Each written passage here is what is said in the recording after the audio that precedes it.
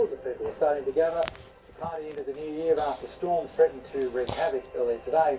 They're preparing for the first fireworks show in just over an hour and a half.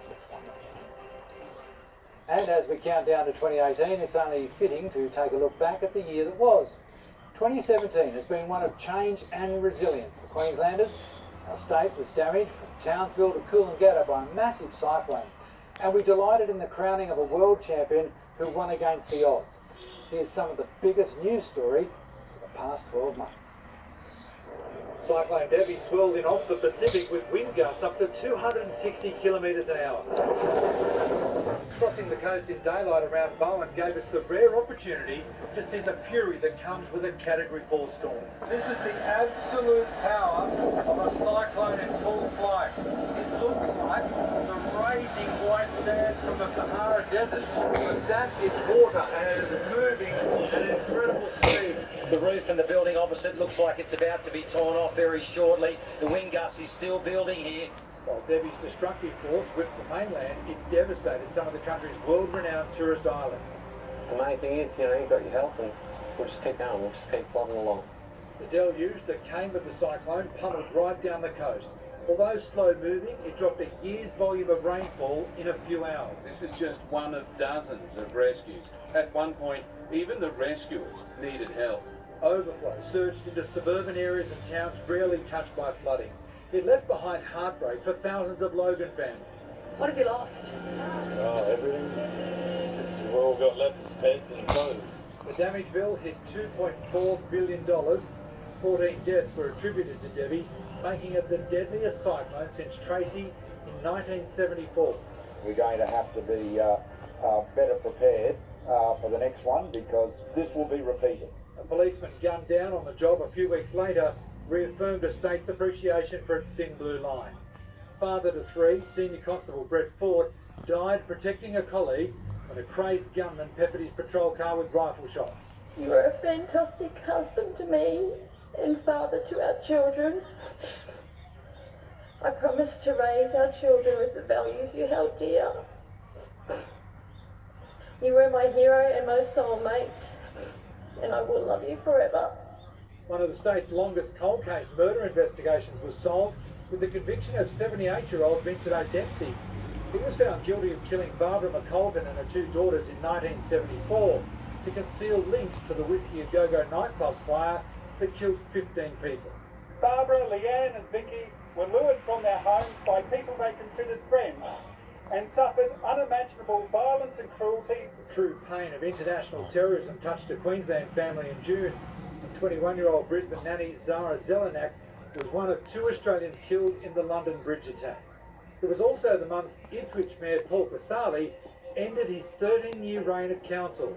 The announcement unexpected, rapid, and in pyjamas. It's a very sad day for me, and a very emotional day. In the space of a few weeks, the image of the most popular mayor in Australia disintegrated into allegations of corruption, intimidation, finally a string of criminal charges. All my life people know that I fought for Ipswich, that I fought for fair, and I'm going to continue to do that. So I'm waiting for the due process to happen. A convicted drug smuggler ending her sentence drew worldwide attention. After 13 years in a Bali prison and parole, Chappelle Corby was deported back to Australia. Touching down in Brisbane, the shenanigans of her protection team was worthy of a spy thriller. A decoy breakaway headed for the Gold Coast, while another group turned off for the city, disappearing underground at the Sofitel Hotel. The world's big-name entertainers also jetted into the Sunshine State. Adele filled the Gabba. Hello, it's me. Bieber bounced Suncorp. A leading Beatle brought back memories amongst the grandstands. It's been a hard day. And the original Rocket Man played sold-out concerts in Mackay and Cairns.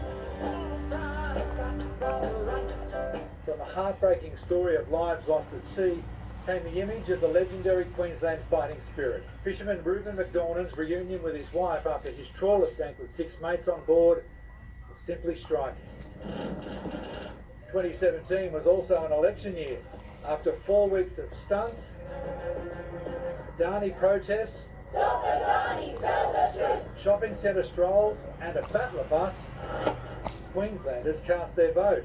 But without an overwhelming result, it took 13 days of recounting and number crunching to declare Anastasia Palaszczuk and the ALP victorious. I've stared down Campbell Newman, I've stared down Lawrence Springborn, I've stared down Tim Nichols, so who's next doesn't really worry me. However, one of our politicians did gain international notoriety for a confusing rant about same-sex marriage. Let there be 1,000 blossoms bloom as far as I'm concerned. But I ain't spending any time on it because in the meantime, every 3 months, a person is torn to pieces by a crocodile in North Queensland. We said goodbye to Lady Flo, the wife of our state's longest-serving Premier, Sir Joe Peterson, a political force in her own right and Queen of the Pumpkin Scone. But the story that encapsulated the spirit of a Queensland fighter and captivated the world, former schoolteacher turned boxer Jeff Horn's rise to the top. He took a shot at the world title in the middle of Suncorp Stadium in front of a worldwide television audience numbering the hundreds of millions. And new champion of the world! The win was shared by the city, a Hollywood script that became a reality for our underdog. All I can say is thank you all for turning up and supporting me.